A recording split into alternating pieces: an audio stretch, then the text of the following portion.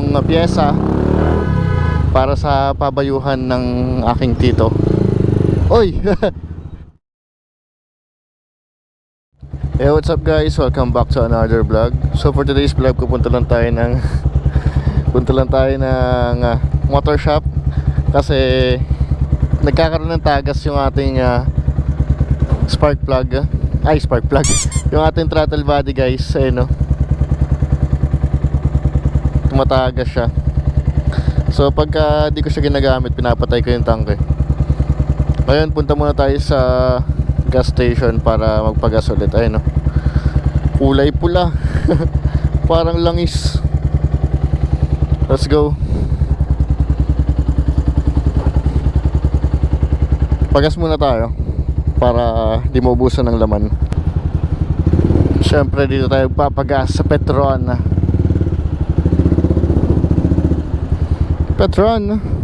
Papacheck na rin natin yung ating tawag dito, yung preno natin sa unahan kasi para nag-stack up siya. 100 lang sir.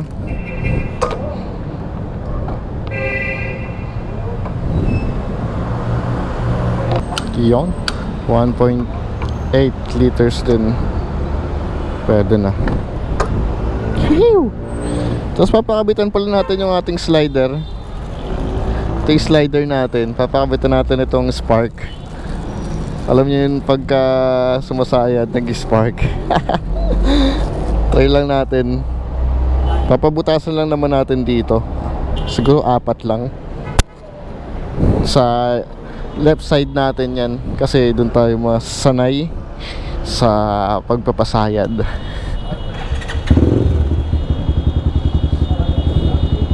Ayun parang nakapreno. So malakas siya sa gas dahil nga laging persado yung makina. Tingin ko yung kanyang brake pad dumidikit dun sa caliper, kaya yun, kumakapit ng todo. Papacheck na natin. Yan natin ayusin. Alright, let's go. So yung natatakbo na itong motor na to, 61,400 km na sa loob ng ilang taon? 11 years.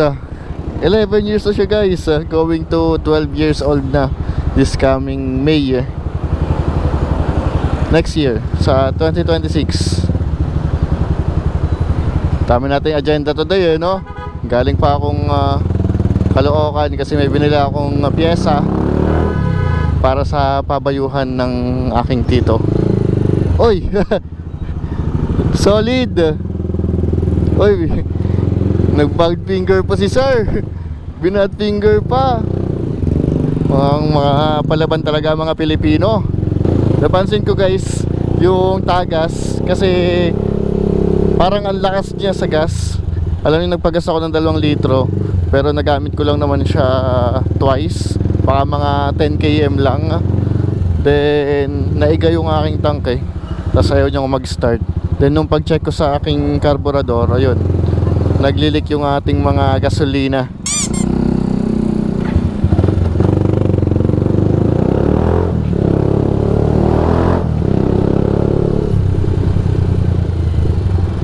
Kaya yun, nag-PM agad ako dun sa mekaniko dito sa may iglesia, malapit sa atin. Ngayon ko pa lang siya madadala, pero matagal ko nang na-concern sa kanya.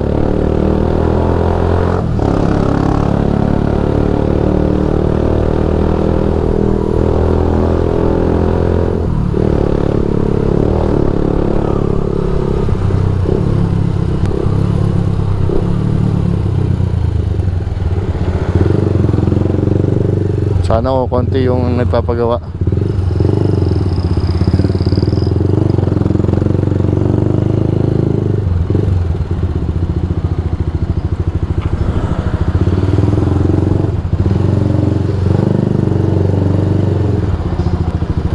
Nakapreno siya Ayun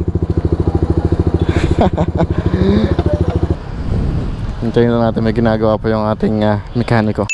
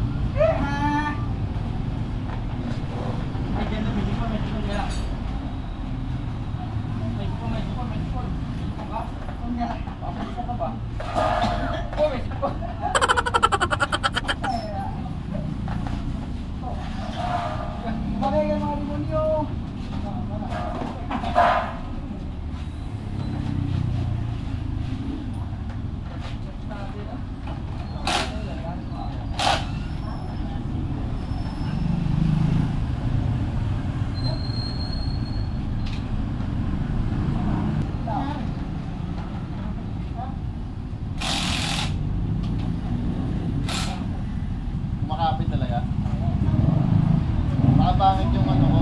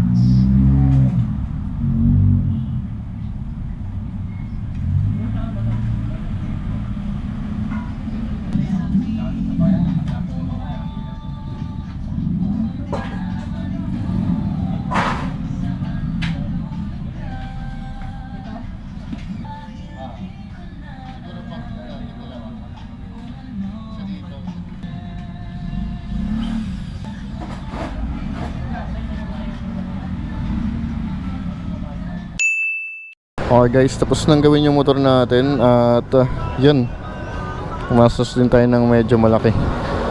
Alright, let's go. Boss, thank you.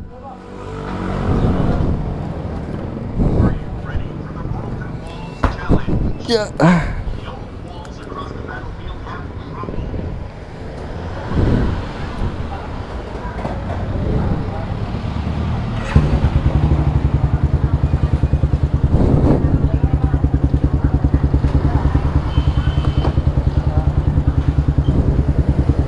Alright. Na-lost thread na yung ating tornilyo sa front caliper. Kaya natagalan kung ano-ano pang ginawa. So ang labor is 350. And yung okay na yung preno natin. At yung parts naman, yung mga ginastos is nasa 108. So gumastos din tayo ng almost 500. Balik ko lang daw pagka may problema. Mas smooth na siya, oh. Pre-wheel na yung gulong niya sa unahan. Hindi na siya nag-preno ng kusa. Hey, let's go!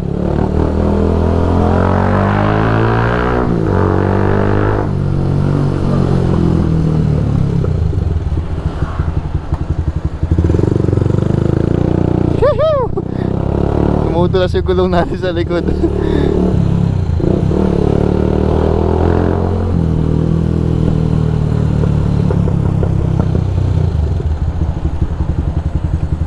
Lambot ng preno natin ngayon, smooth, Bagong lahat, tayo ay mag-Angel's Burger muna.